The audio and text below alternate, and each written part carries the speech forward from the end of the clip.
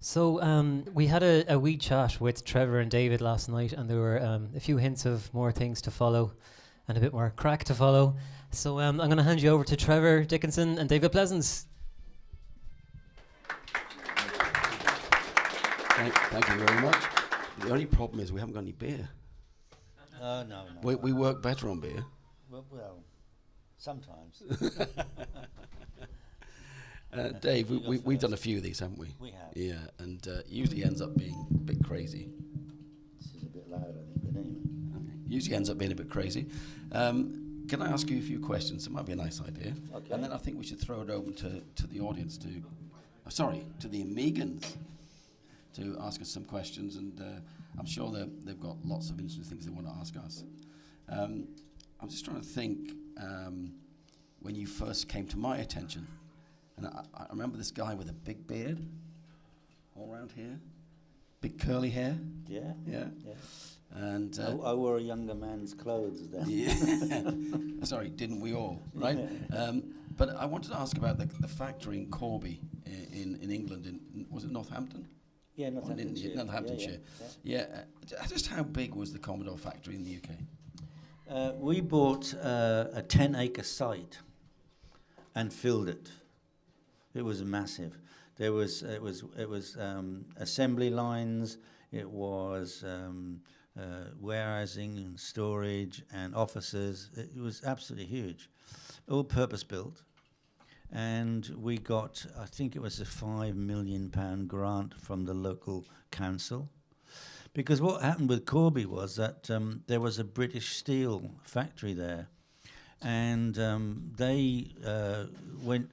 British Steel went up to Scotland and got all of these Scottish steel workers and moved them down to Corby, and then very promptly closed it all down and left all these Scottish people there with no jobs. It was really awful. But we inherited the fallout from that because we employed a lot of young people. I think from memory, at one time, I think we had something like 570 employees, and a lot of them were young people on the production line, and these young people had a massive chip on both shoulders because they'd been moved from Scotland. Their parents had brought them down and then left without work. And the sad thing is that we're trying to build fairly I guess intricate products with assembling the 64s and big 20s and plus 4s and everything else, and yet we had a major disruption. We even had vandalism in the girls' toilets. They were just so pissed off, not at us, but they took it out on us. It was really bizarre. That was Corby, and everybody moved down, except in fact there was 2 or 3 people in who, because when I joined Commodore they were in Slough, Ajax Avenue, Slough, and the MD didn't move down because he's got children in school, and John Baxter, the MD was Howard Stanworth, John Baxter was the marketing manager, and they decided not to move because they had to move all their kids and everything. So I mean, you mentioned 64s. Big 20s, plus 4s. Yep. No Amigas were made. No. Was it closed before? Yeah, it was too early for Amigas, yeah. Okay. So we've talked a number of times, usually over a few drinks, and we've talked about some of the interesting parts of your career. I'm particularly interested in the time when you had become joint managing director alongside Colin Proudfoot. Yeah. But before that, what were you doing? Well, directly before that, I was vice president of Commodore Inc., the sales company based in Westchester, where all the engineering was done. We did have assembly facility in Westchester, but not really much of one. Yeah, I was vice president, and basically I'd been nagging at Mehdi Ali for probably 2.5 years. No, you didn't spit when you say that. No. I'm trying to think of Beth Richards, who was the technician, engineer, towards the end of Commodore's life, and she's working on the CD32 and all the really sexy stuff. Well, she was working on the CD 1200. Yeah, and that was, well, actually doing FMV stuff and all sorts, right? Yeah. And every time she says Medi Ellie, she goes Medi Ellie, and every time she never misses it. Well, the problem is if I did that, I'd have an absolutely dry mouth forever. No, Medi. I've been nagging Medi to let me loose in America because America was underperforming by a zillion. It was incredible how bad, and nobody knew why. But I've been nagging him to let me loose. I can bloody sort it out one way or another. And that was an interesting time actually because when I arrived, I had a team of people already. I had 3 sales guys and a team of marketing people, all very good people. So we had a meeting all on our own in one of the boardrooms. And I said, all right, guys, what's going on? Tell me the truth. And they said, well, we can't sell anything. Excuse me. And I said, what do you mean you can't sell anything? And they said, we can't. What do you mean? Well, our customers are not paying their bills, so therefore we're not allowed to sell them anything. I said, well, why aren't they paying the bills? We don't know. It's absolutely true. So anyway, I said, okay, look, I need to get to the bottom of it. So I said to them, make some appointments, and I'll come along with you, and we'll find out what's going on. And the very first place we went to was actually Sears in Chicago. And I can remember it like it was yesterday. I think it was about the 13th floor of Sears Tower. And we sat in the boardroom, and I think there was 12 executives of Sears all around this boardroom table.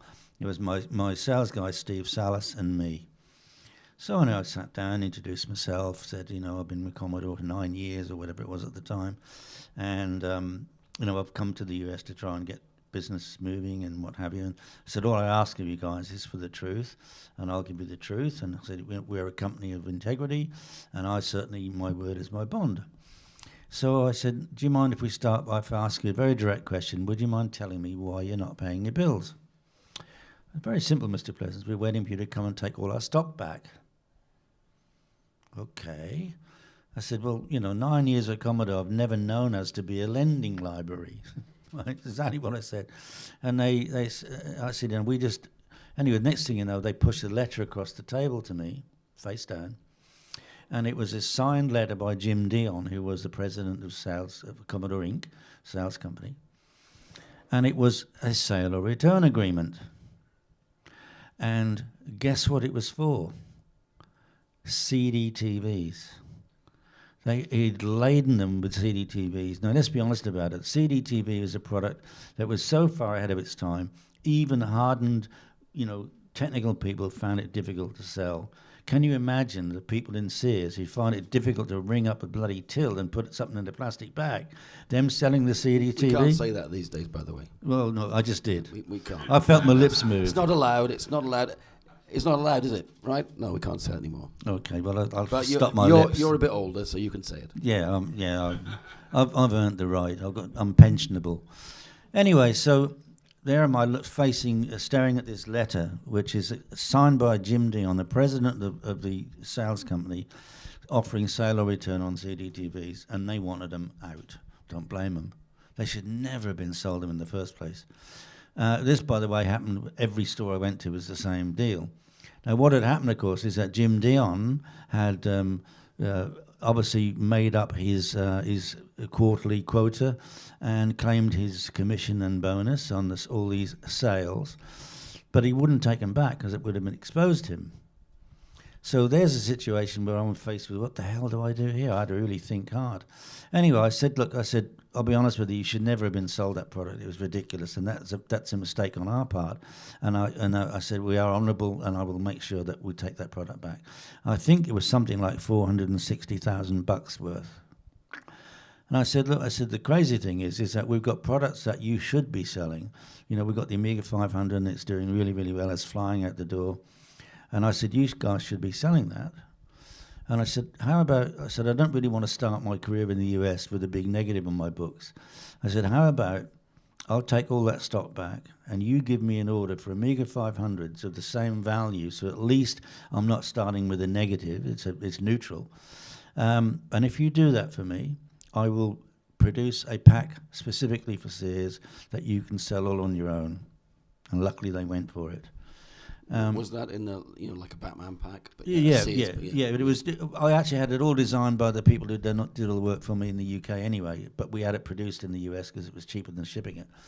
But anyway, cut a long story short. So I did this, and of course, by that quarter end, all I'd got was neutral figures. I hadn't got any sales because I'd taken all the CDTVs back. Now, Mehdi Ali didn't know anything about this, and it just happened that at the quarter end meeting I should have gone to, the sales meeting in New York, I was in Manhattan. I was on holiday. My two sons are from the UK. And I used to have a boat, which I kept down at Rehoboth Beach, and I was actually on the boat. And anyway, so he's in this meeting with Jim Dion, and Ali rings me up. What the F is this? And I said, what are you asking me for? He said, well, because you're the person who's taken all this product back. I said, no. I said, will you just ask Jim Dion to hand you the envelope I asked him to give you? Which he did. And of course, inside there was copies of all of the sale or return agreements, because Mehdi didn't know anything about it. So Mehdi's sort of shouting off at me, and I said, look, Mehdi, I've now got us back trading with everybody in the US. Take it or leave it. We have no option but to take back that product because it was written in writing. And I said, but I've now got this trading with everybody. And I tell you what, I was glad I wasn't in that room, because he would have gone berserk. But the thing is, this is very typical of Commodore. They didn't audit anything, didn't know anything about this. How can you run a business if you don't even know what you've sold and what you haven't sold? So that was US. And we started trading. And then, of course, what happened was, after I'd been trading with them for a while, I went to Mehdi and I said, right, my job here for the moment is done. What are you talking about? And I said, I can't do any more here. I can't sell any more to any of the customers. What are you talking about? I said, look, Mehdi, you and I both know we've got the Amiga 1200 coming in the next couple of months, 3 months, whatever it's going to be.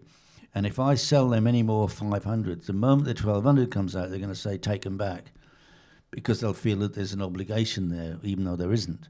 I said, however, if I leave now and do work something else, if they reorder 500s because they need them, that's their problem, not mine, which makes business sense, and that's what happened. So I ended up leaving, and the plan was I was going to go back to the US once the 1200s were launched. But in fact, I went back to the CEL business, so all the international business I was doing, which had taken a bit of a tumble since I wasn't involved with it. And then the next thing I know, I'm summoned back to the UK and forced into the MD-ship, which I'd already turned down once before. I was forced into it, so I never went back to the US. I was always very intrigued. You had the joint managing director with Colin. Why did they do a joint managing director? It's quite unusual. I did it. It's your idea. Yeah, the fact of the matter is that, I know what I'm good at. And I can read a balance sheet and all that stuff, but I'm not a financial person. I can't control. And on the very basis that the reason I was summoned back was because Commodore International was in big trouble, and we needed to gather every single penny we could get in. And I'm not qualified for that. So I said, I'll take this role on, but I want to be sole control of sales and marketing because that's what I'm good at. And Colin was already working there. I think he was a director. But he was already working there. I said, make Colin co-MD with me, and between us we can get us out of trouble. Yeah, you obviously didn't do a very good job, did you? No. Because you made lots of losses. Yeah. UK company made lots of losses. We did. Can you explain that? Yeah, I can explain that. This is, I think it's less prevalent now because the tax authorities have gone on to it. But Commodore used to play... I don't know. Google, come on, Apple. Yeah, okay. Yeah, but... Ireland. Oh, I didn't say that. Commodore used to play the transfer pricing game, and I'll give you an example. These are just figures. They're not necessarily the right figures, but you'll understand what I mean. So Commodore UK would buy its product. Let's say we bought Amiga 500s and we bought them for $200, or let's say pounds, that's easier for me.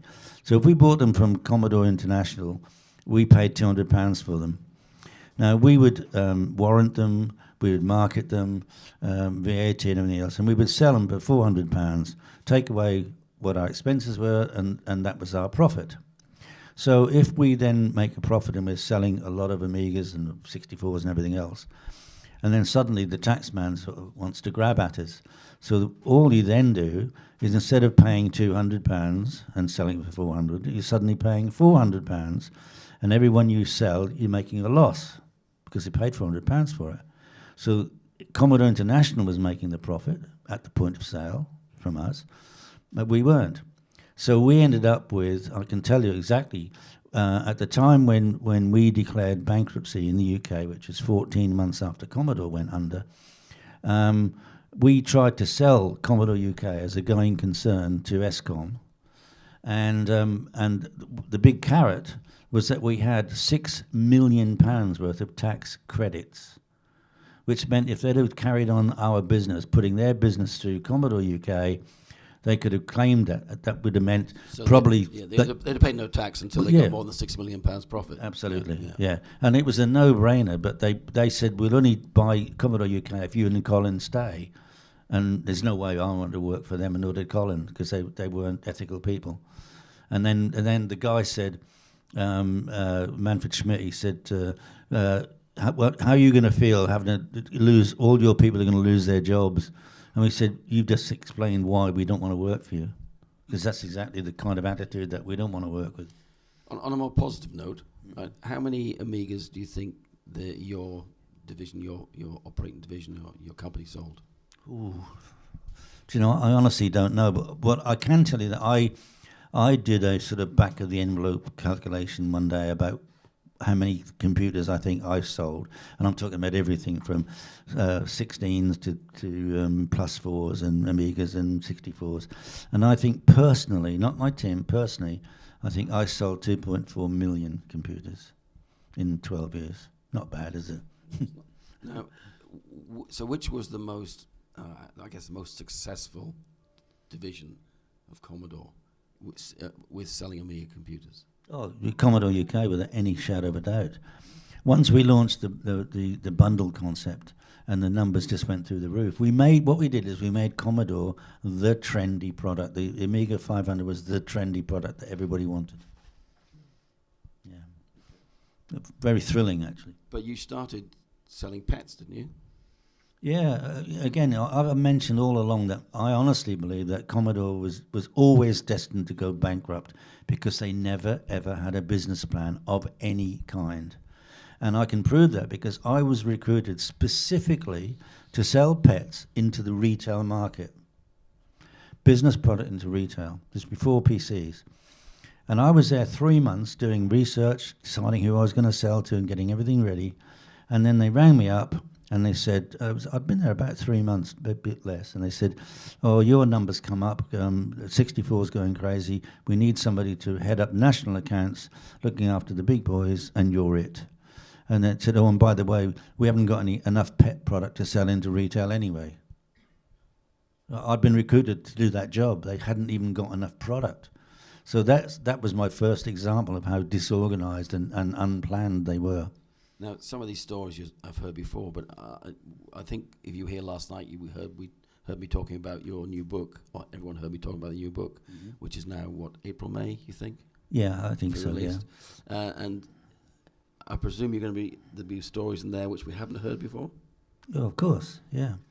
The trouble is that people keep asking me, and I keep telling them, but before you know it, everybody knows what's in the book. But I don't care because you people have paid for it already. No, there are some stories that I've held back, and any sneaky ones you can tell us. You know, no one's listening; it's not being filmed or anything. No one will say anything. It's an oral secret here. We're a little community. Well, I'm trying to think what I haven't told you. Because I've told most things. Well, you've told me lots of things, but if one I don't know, that'll be one they won't know. Yeah, but what don't you know? This is a little snippet that I only remembered the other day, and I've actually got to go back into the chapter and add it in.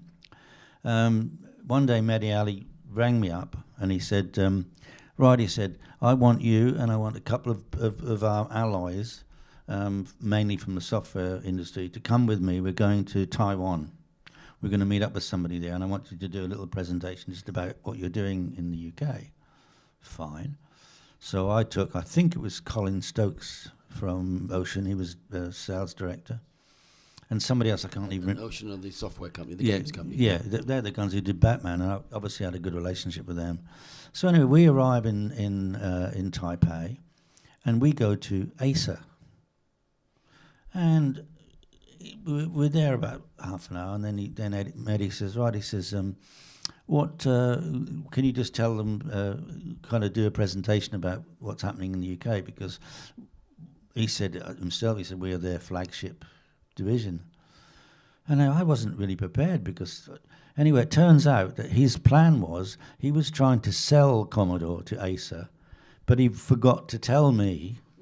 He forgot to tell the people I brought along that, because I would have done a presentation that would have blown your socks off if I'd have known. He didn't tell us why he wanted us there. Now, what kind of imbecile is that? And so he's got a scratch in his head as well, even saying that didn't go down very well, did it? I'm not surprised, no, seriously. How bizarre is that? But it's absolutely true. It's quite ironic, really, because ESCOM bought Commodore, Gateway bought ESCOM, some other cheap... Tulip. Some other company bought Gateway, can't remember who it was, and eventually they were acquired by Acer. So, talk about going round in circles. It all comes around again, doesn't it? Yeah, absolutely. Yeah. If you think back to your Commodore years, what would be your... I mean, you talk... The inside story is going to spill the beans, and it's going to talk about some of the reasons Commodore failed. But there must have been good times at Commodore as well. Well, look, I mean, I was there, I think, about 12 and a half years. And to be honest with you, I don't think I'd change a second of it, no matter what happened. Because it was dynamic, it was adrenaline pumping times. And all I know is that when we got things right, boy, did we get them right. We were very innovative. It's hard to say that, isn't it? And let me give you an example, right? I was telling somebody at breakfast this morning. The PCs that we had for a while. We had PC 10, 20, and 30. They were not in my range of products because I was a consumer products guy. But I wanted to do something different, and I wanted to put a pack together with the PCs because in those days. Wash your mouth out. Yeah. No, but hear me out. In those days, nobody even knew how to put a bloody PC and a monitor together. It was that new. So I came up with the idea, let's do a pack. And inside the pack, we had a video, which we had professionally recorded. And that was Tim Brooke Taylor, the comedian. And the scene was he was working in an office with a secretary, and their office was a bit of a mess. And he said, we've got to get this all sorted. He comes in with this big box. So anyway, the box that we had designed was the same box for each of the three models.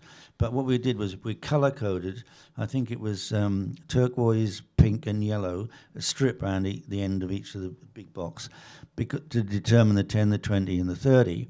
And we also matched all the peripherals with the right code. So if you weren't sure, as if you bought a yellow banded thing, you knew it worked with the yellow banded PC.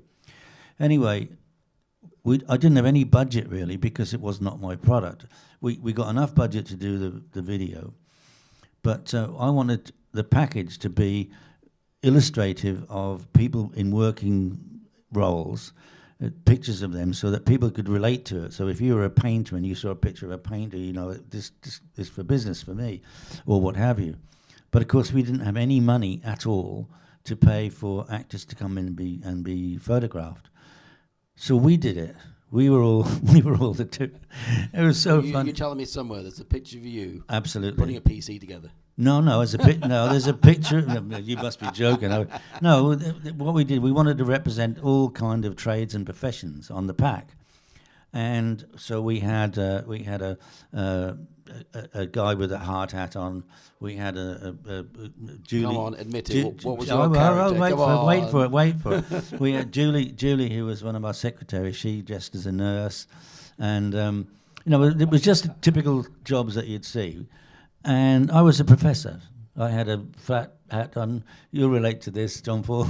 And a flat hat and everything on. And I mean, it was just such a laugh. Are there any of those pictures still available? I'm trying desperately to get hold of one. Because that would be funny. Sorry, that would be... No, it is funny. It is funny. That would be really, really interesting to see. But you must admit, that was creative and it was definitely... off the wall. Didn't you color code all the cables as well, though? No. No, so that you could actually know which one plugged in where. No. Because that came in later as well. Some of the other, Yeah, I don't know. Gateway did it. But what I can tell you is that one of our dealers was in fact an IBM dealer as well, and he rang us up and said, "I just want to let you know, IBM have just come in and bought one of each of your packs. They want to see what you're doing."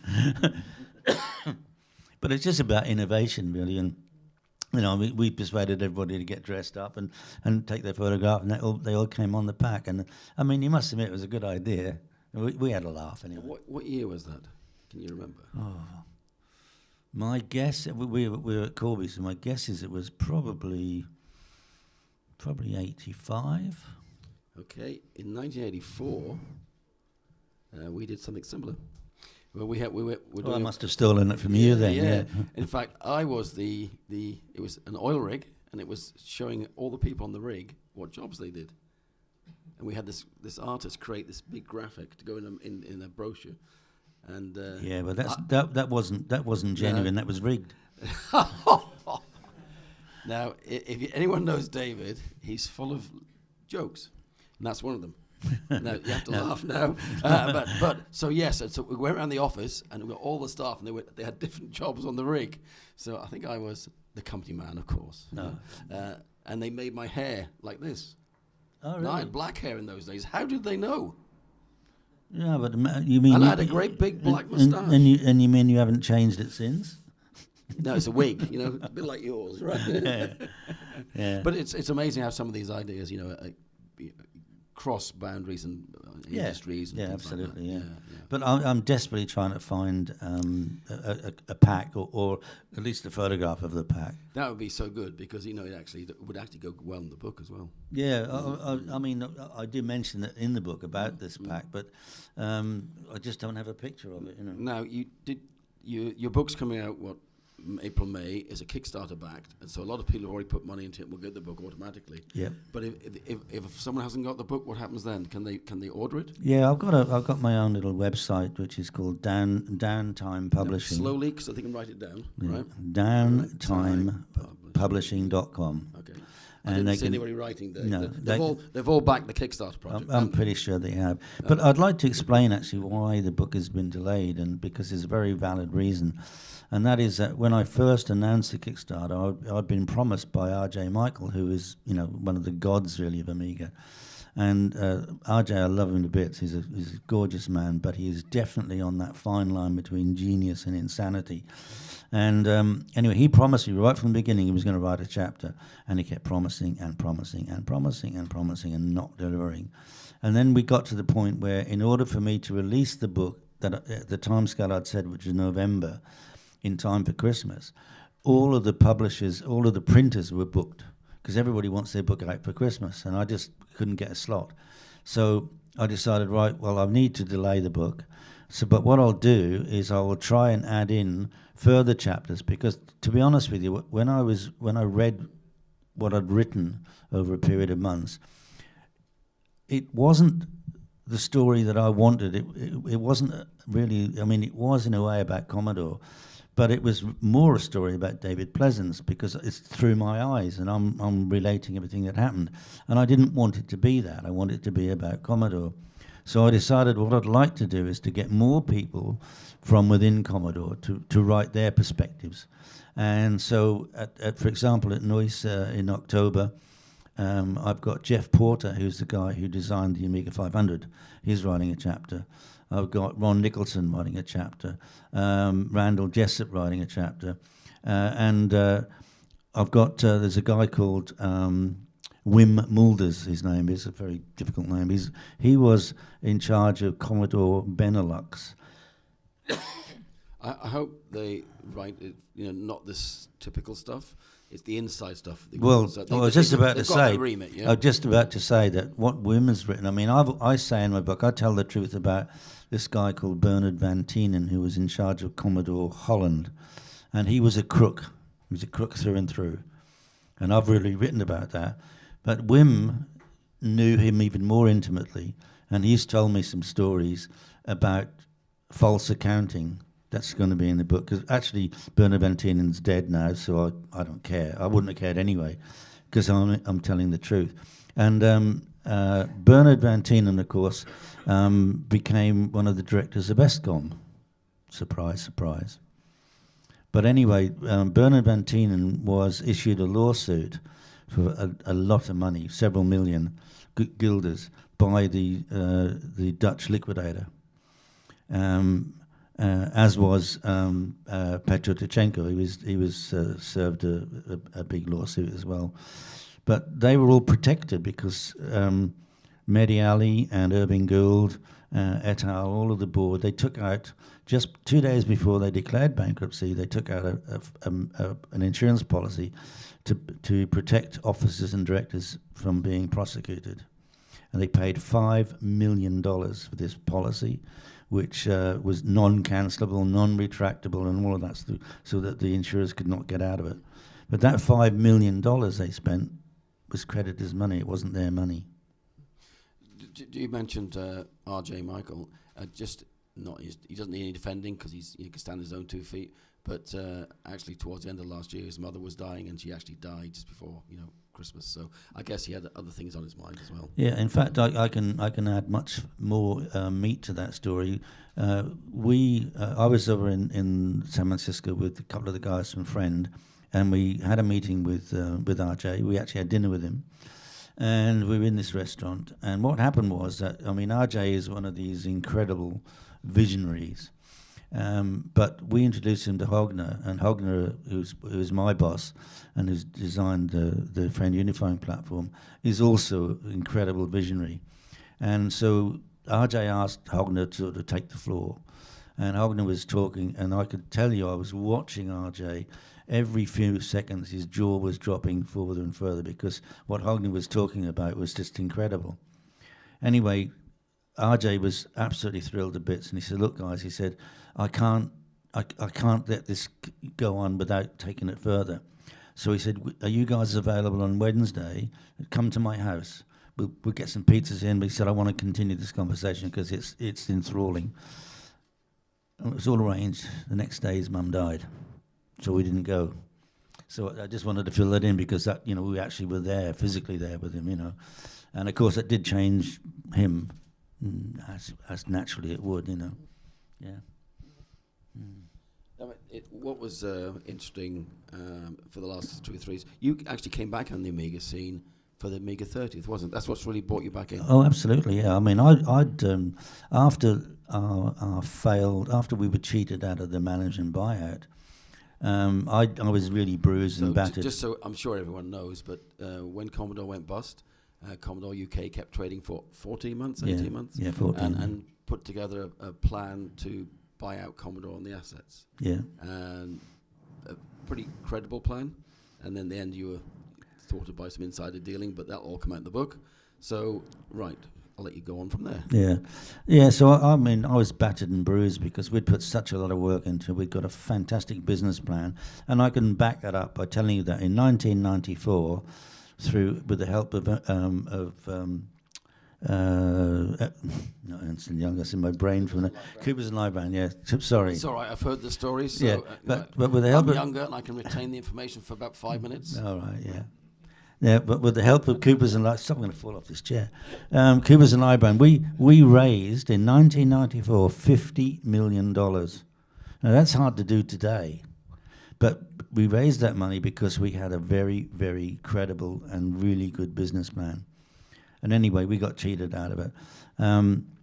But I was really bruised after that, and so I just got out. I just under the radar, and I changed my whole life. I remarried. I moved to Australia, and all sorts of things happened. And I was completely out of the scene. And then one day, I got a phone call from the guys, Marvin and Marcel, who were running the Amsterdam Amiga 30 event, asking if I would go over and be a keynote speaker. And they said, "How much do you want? And what fee will you charge?" And I said, "I won't charge a fee, but I don't think it should cost me any money. So if you wanted to pay me my airfare, and I don't care, it can be budget airline, I don't care, and a bed for the night, then that'll be fine." So I went and I got on stage, and I don't even know what I said. I can't remember because I was shell-shocked. But it was when I got off stage there, that's when the guy, some friend who had actually taken a booth there, approached me, told me what their plans were, and asked me to join them. So I came back into the scene like that. It was amazing. And I'll be honest with you, I'm extremely humbled because everybody sort of treats me like some kind of rock star. And I don't know, I haven't deserved that. I just did, I think, a good job. But you do play the flamenco guitar. Well, I have been known to, yeah. Not recently. Don't be modest. You're at a professional level. I was, yeah, one time. So actually, if Idola hadn't fallen down, there'd be no next generation Amiga, so I wouldn't be here. Oh, right. Yeah, Yeah. So you do owe me. That's another beer. Every cloud's got a silver lining. That's true, yeah. Now, if anyone was here last year, you'll notice that I'm wearing my usual red and white shoes, but these are not my usual ones. I actually bought these in Wellington. I can't believe it. They were actually selling them. Were they Wellington boots? No. Sorry. Puss in Boots. Sorry, yeah. So they are new shoes. This is the first show, so I've christened them at this show. So these forever be the Island shoes now. Oh, okay. The Ireland, yeah. Now, there's something I want to tell you guys, but I must preface it by saying this is not a promise. It is not a promise because there's a lot of things that can happen in between. But some of you may know that I was invited to the Retro Computer Museum in Leicester a few weeks ago. Leicester's not far from where I live. And I was, again, the guest speaker, and they charged entries for that, and it was all to raise money for the museum, which was great. And while we were there, Andrew, Andy, the guy who runs the place, pointed out they'd got this CD 1200, one of only 9 examples, the prototypes that was ever made. I've tracked down where that came from, by the way, and as it happens, it came from a very good friend of mine, Malcolm and Rona Sargent, who used to have Cavendish Commodore Centre in Leicester. Anyway, cut a long story short, we did a little video on it. And then the next thing you know, there's this thing started about who would buy one of these if we could get one. In other words, if we could get them remade. And somehow or other, my name was put on it, and I didn't do that, but that's okay. And it's been an incredible response because I think we've got something like 450 people have all said they want to buy one, and we haven't even promoted it yet. Now, I had this concept about if we were able to produce a CD 1200 again, maybe we could make it something a bit more than just a CD 1200. So I had a chat with some technical people, and I've consulted Dave Haney. I've consulted Paul Lasser. Paul Lasser was the guy who designed the 4000. He works for me at Friend, not me directly, but for us at Friend. Great engineer. And Beth Richard, who was the lead engineer on it in the first place. So she's the one who told me about there only ever being 9 prototypes. And she's since discovered some early drawings that she thought she hadn't got. Anyway, what I did, I've approached these people and said, what if we can produce what is essentially the CD 1200, but we add a few things into it. For example, we add a couple of SD slots.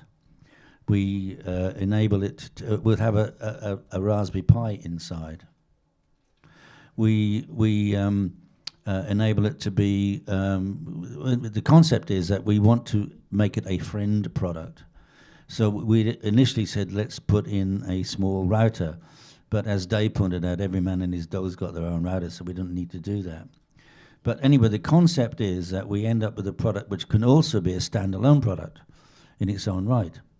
So it doesn't have to, add on to a 1200. But those people who want a 1200, we're also looking at should we make it Blu-ray compatible? Because actually, Blu-rays are cheaper to make than DVDs.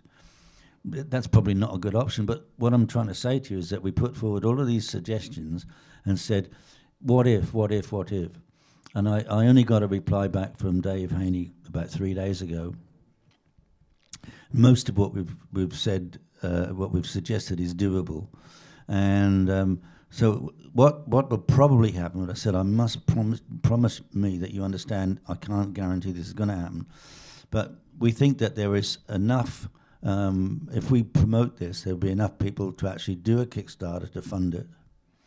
But I've also got, and as it happens, Trevor knows this person as well, somebody in Italy who has been wanting to invest in some kind of Amiga hardware or some kind of Commodore hardware. He was interested in investing in 65, and I've talked him out of that completely because it would be a nonsense idea. But I think, and I haven't spoken to him yet, but I think if we talk to him about the CD1200 and what we plan to do with it and making it a friend-compatible product as well, a bit like a Chromebook, but friend, that's what we're talking about.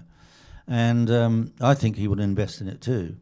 So I just want you to get your heads around the idea about it and see what you think, because if this is a viable proposition, and we've yet to do costings and all that sort of thing, but it looks from the outset like it could be a viable proposition, and it might be really interesting. Why would you bother Kickstarting if it was a viable proposition? You just fund it and do it.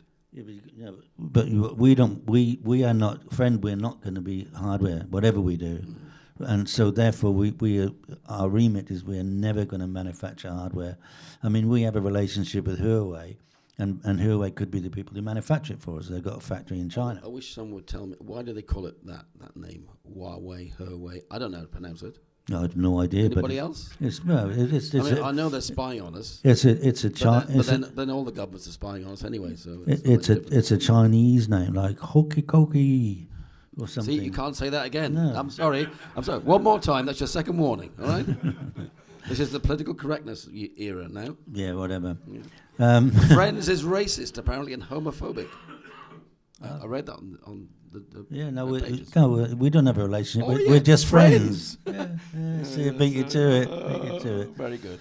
Yeah. So anyway, I don't know what you think. I think we should. Go on. Yeah, ask a question. I was going to say if anybody wants to ask any questions about that, or any questions at all, because I think we've rattled on enough. I'm sure there's some questions out there, and don't be shy. Deathly silence. At least one question. Yes. Yeah, question. Could you tell us a little bit about the operations for Commodore in Ireland? Because obviously they came under the jurisdiction of Commodore UK. I was Apple's first salesperson of the year back in '82, and we were based in Galway.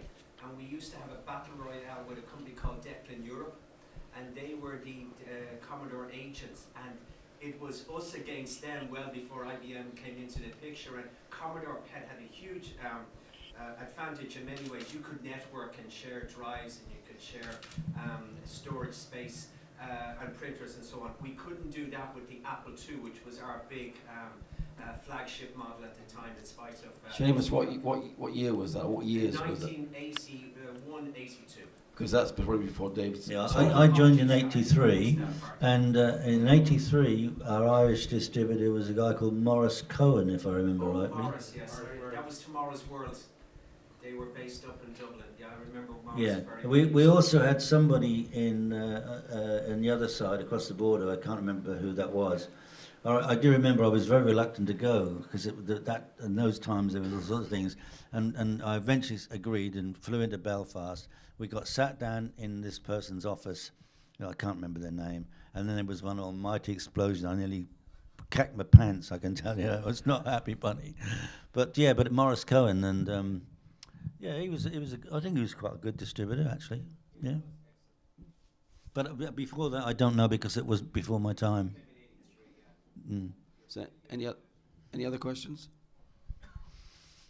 Sure, go.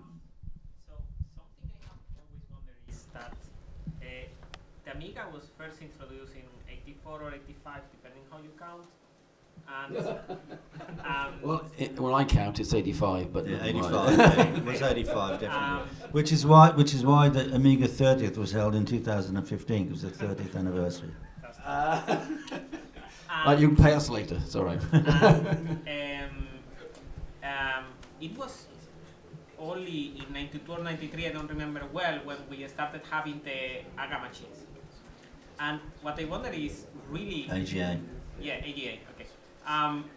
It's like 8 years of gap that the basic hardware didn't actually improve a lot, right? What was going on? Was there some blocking about? Was there too many decisions to make? Too many options? I'm not sure which one to do. Can I answer the first part and let Dave will have the information? But you got to remember, in '85, Commodore bought at the last minute. Commodore bought the Amiga, bought the Amiga company, and very quickly, within almost '84, within no time at all, they produced the Amiga 1000, which was actually quite a poor machine, not very poorly built, very flimsy, but very quick. They got it to market very quick, and the engineers wanted to. Of course, the Amiga engineers wanted to delay it because they wanted to make it better, but Commodore needed to get it out there, and of course they had old Jack. How do you say his name? Jack Tramiel. Jack Trammell. Trammell, yeah. Yeah, he had taken over at Atari, and he wanted to hammer Commodore because obviously they parted company. He'd been kicked out, and he wanted to kill Commodore. So they were very quick. So they brought the Amiga 1000 out. So the Amiga out. It wasn't called the 1000. It was an Amiga, and it was good. It had no software. It was not very expandable. Well, it didn't stop people expanding it, and it took a couple of years for people like Dave Haney and Jeff Porter and the likes to create the Amiga 500, the games playing machine, and the Amiga 2000, the serious big box Amiga. And that came out in '87, 2 years later. So the Amiga came out too early. It was far ahead of its time, and it was not expensive compared to PCs. It did far more than PCs could do, but it had no real software base and was struggling. So it took a couple of years really to get Commodorize the product, to provide a consumer product. I'll pass it over to you now, Dave. Yeah, well, I mean, basically, the answer to your question about the delay in development is back down again to what I said earlier. There was never any business plan. And so what would happen is that they'd recruit some new manager of engineering, head of engineering, and he'd go along and say, "What are you working on?" "Oh, stop doing that. Nobody wants that. Do this." And then the next person, "Oh, stop doing that, do this." So there was stop, start on all sorts of things. And a lot of the things that the engineers were developing were what they knew was needed. But they'd be told, "Don't do that anymore," because the people who ran the business didn't understand it. And that happened a lot. And they stumbled from one crisis to the next. Really, really was. I mean, a really good example of all of that is the bloody +4, for goodness sake. That was designed by a retarded monkey, and that's not being fair to the monkey. I think you can say that. Unless the monkey's a reference to somebody. Yeah, I'm just aping around, really. That's all. Well, I won't repeat it. It's all right. I think it's fair to say that. There was the original chipset, the enhanced chipset, the ARGA chip, the AJ chipset, the AAA, which never came out. But by the time the AAA was coming along, all the other systems or graphics systems had caught up and were starting to surpass the Amiga. Yeah, but I mean the sad thing is really the biggest tragedy of all with ESCOM was that they let technology go that was absolutely outstanding technology. And if I've spoken about this before, I apologise. But Commodore engineers, with particularly a guy called Dr. Ed Hepler, was working on a project. He had taken an HP RISC-based core, to which he added a 3D rendering engine, 5.1 surround sound stereo, which in 1994 was sensational, Blitter and various other things. And the performance of this thing was unbelievable. And all I can tell you now is that there is nothing on the market today that comes anywhere close to it. And ESCOM just let it go. They just let all the engineers go and didn't follow it up. But they bought it. They had the rights to it. Now, how crazy is that? I think history will show that ESCOM 1 year later were out of business themselves. So things perhaps weren't right within ESCOM anyway. No, well, I mean, they didn't know their own identity. Were they manufacturers of PCs? Were they distributors of PCs? Were they retailers? They bought all those bloody Rumbelow stores, hundreds of stores. And the crazy thing is that in their own stores, they never sold Amigas. I can remember buying my first PC, so it must have been before. I didn't think they had electricity then. They did. Just I think there's mice and wheels and things. But it was ESCOM, so it must have been 95, 96. So my first PC was an ESCOM PC, because, they owned Amiga. So I went to the ESCOM store and I bought this PC, and some guy came in, and they had all these lovely new Amiga 1200s they'd relaunched. And they're all sitting there in boxes. And a customer came in and said, look, I want one of those Amiga 1200s. And the sales guy said, oh, no, you don't want that. That's just a toy. Let me show you this PC over here. And the price of the Amiga 1200 was actually quite high, but it was with all the software. And with the PC was just the PC. And, of course, you'd have to buy all the software on top, he said. And he was given the sales pitch on the PC. And I jumped in. I said, well, actually, that can do much more than that can do, because you've got all the software, the graphics pack, the word processor, the games. And you want it for the kids, they'll love that. They won't love that. He wasn't very happy with me. But apparently that was common in the stores. The actually ESCOM branded stores in the UK. They actually didn't sell the Amiga. I don't know whether there are ESCOM stores in Ireland. No. I don't recall any anyway. There's a question over there. Question: why do you think, in general, Commodore systems were far more popular in Europe than in the US? What triggered that?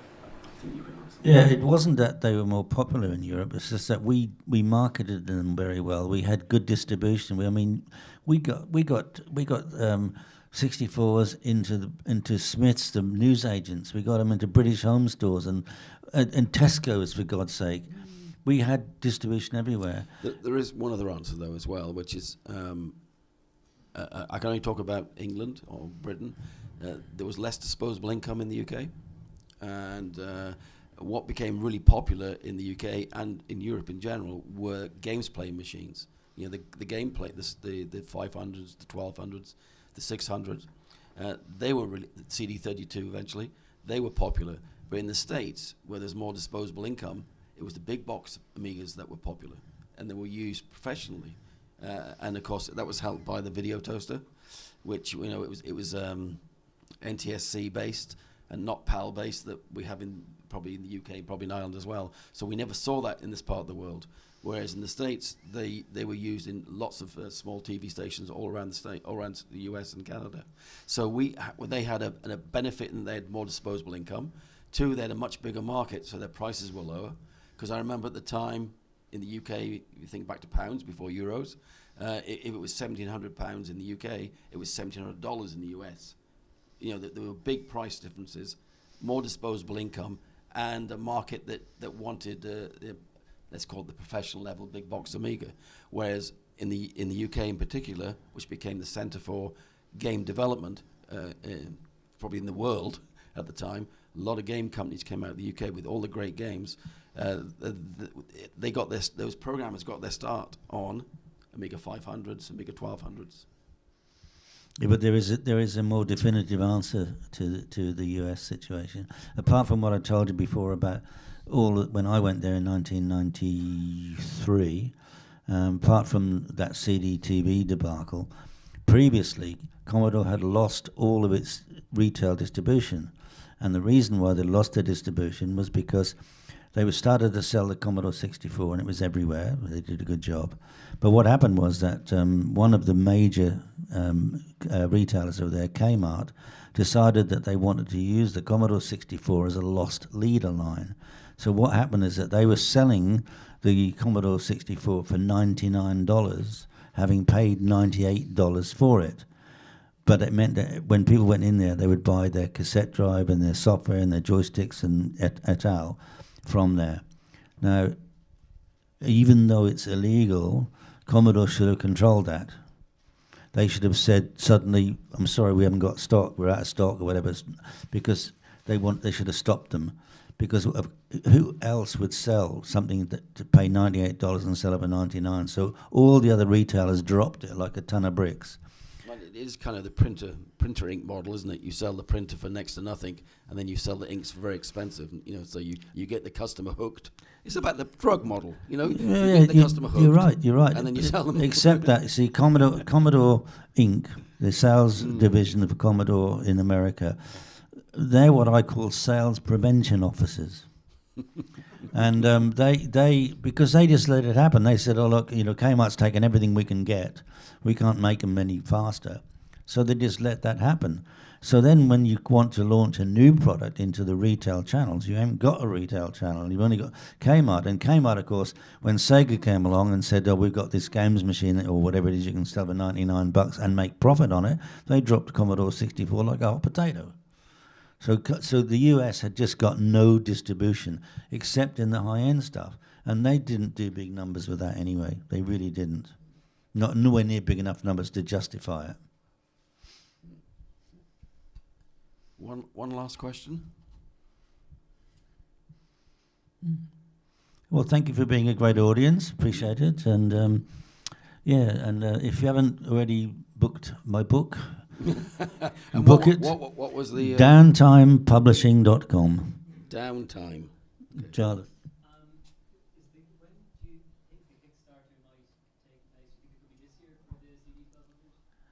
It's definitely, if it's going to happen, it'll be this year. Yeah, I'm hoping to go to Rome to meet this Italian guy, probably in the next 2 to 3 weeks. There's nothing been organised yet, but that's what the plan is. This is a guy who actually Friend is going to use as a client as well. He's got several businesses, and Friend can do a lot of things for his business. So I've got a good reason to go over there anyway. But he's a guy that I'm told would probably go for this. And he's got money to invest, so I want to get hold of it. As simple as that. But only, of course, once we've costed it out. And Dave Haney and Paul Lasser and Beth Richard have all said that they're happy to work together. And that's a really winning combination, let me tell you. So if they can design the product and we can cost it and it's a doable, viable proposition, then I think we'll do another test market, via the Facebook groups and say, right, this is what it's going to cost for you to buy. How many still want to buy it? And then take it from there. And if it's viable, then rest assured that it's something that we'll definitely look at. No, absolutely not. Because I don't want to get into a fight with Mr. Cloanto over here over the trademark names and things. It doesn't have to be Amiga. I mean, you look at all the products that GVP sold. They sold a zillion products, and none of them had the word Amiga on it. One of the biggest producers of third-party peripherals. Yeah, absolutely. It doesn't need to be. If people who want the product, they'll buy it, whether it's got Amiga name on it or not, as long as it does the job that we say it's going to do. I'd like to end on a little story that nothing to do with Amigas. Okay. Or Commodore or ESCOM or PCs. My first time in Ireland probably was about 1976 or 77. And I was a young geologist, and I was living on the west coast of Scotland. And we had a contract to work offshore on the Porcupine Basin. So, and we had to rig up a geological unit on an offshore rig.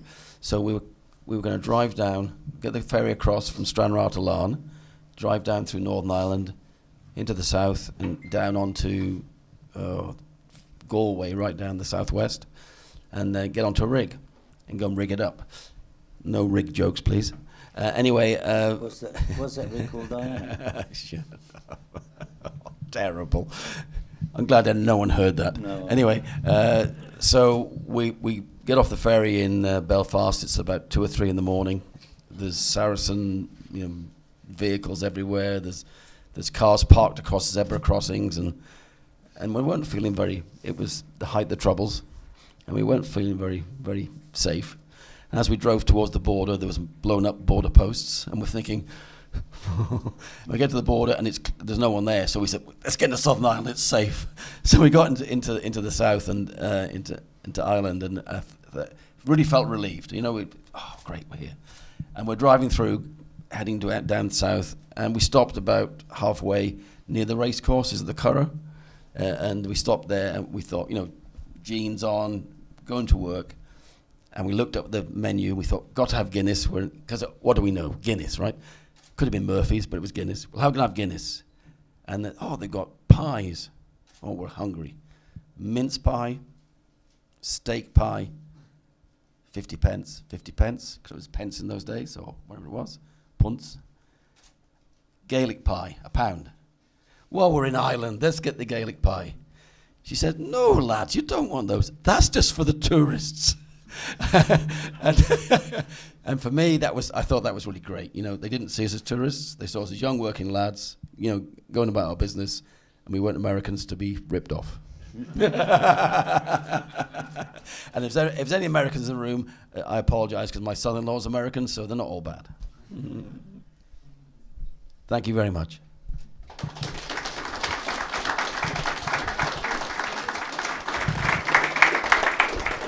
What are your plans on the 18th and 19th of January next year? At the moment, you're like pretty open. If I can still be alive, that's a good result. Very connected and related question. How many drinks have you been offered today? Today, 0. No, that's not true. No, Trevor bought me a Diet Coke, which I think is still sitting over there. Michael Batalana bought me a Guinness. I think it was a bribe, but I'm willing to be bribed again. We'll be in the pub at 7 o'clock, so if you want our great guests to come back next year. Anyway, thanks very much. Yeah, thanks, guys. Ladies, thank you.